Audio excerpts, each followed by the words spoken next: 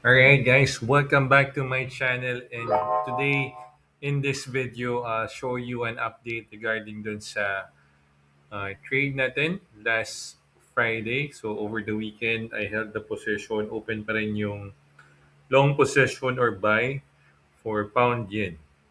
So we started 500, 1,000, and then now look at it, magkano na, 2.5 na, 2.6. So jackpot tayo. So very nice, very nice, no? So we started from this side, from this level. First trade natin, then dagdag tayo ng trades, di ba? Yung nag-break na ng resistance. Kasi we were expecting na magtuloy-tuloy na siya. So, okay naman. Nagtuloy naman siya from this. First candle, second, fourth, nagtuloy. Tapos nagkonting, ano na siya. Humanap na ng support ulit. So, pwede pa ulit dito mag-entry pero hindi ka na open yung trade platform natin kaagad. So at least we're still positive, no? So nag-break na naman siya. That's why tuloy-tuloy. Maganda yan kung naka-trade din kayo, no? So yun yung isang update natin. So from 500 profit, 1,000 profit, nag-2.5, nag-2.6. So really good trade, no? And we're still holding it. Kasi wala naman tayong stop loss and wala rin tayong target profit. And looks like it's gonna be, yeah. Kasi nag-down siya. And hindi nagtuloy yung down niya. Nag-reverse na. Reverse na yung feeling ko. So another major resistance dito yung level. So once nag-break yan, okay. Dito pa tayo eh. Another break.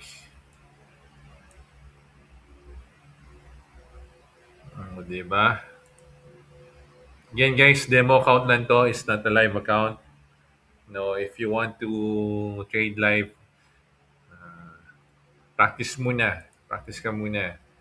Use a demo account, a fake money, yan yung mga pwede mong i-practice yung paggamit ng platform. Familiar ka MetaTrader 4, MetaTrader 5.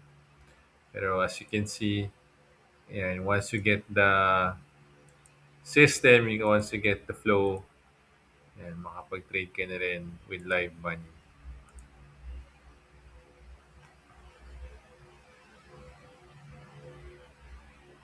Yan, okay. 1, 2, 3, 4, 5, 6, 7. 7 trades open and all in profit. And the most is 500, no? The one position is 500. Ito yata yan. I think, yeah. Grabe ang ano ngayon, guys. The weather, the flooding, baha, no? So, ito rin yung mga advantage ng forex trading. You can do this anywhere in the world. Pwede mo itong gawin Monday to Friday kasi ang market is open 24 hours, 5 days in a week, no? Saturday, Sunday, pahinga ka na. Yan. And maganda rin yung time zone natin kasi sa gabi after work, doon naman nag-open yung market ng New York, no? London. So, pwede tayong mag-focus on trading sa gabi after ng work natin, after ng business natin, around 9 p.m., 10 p.m. Yan. Ganito oras. Yun. 2:06 na guys. No? 10 p.m. So, okay.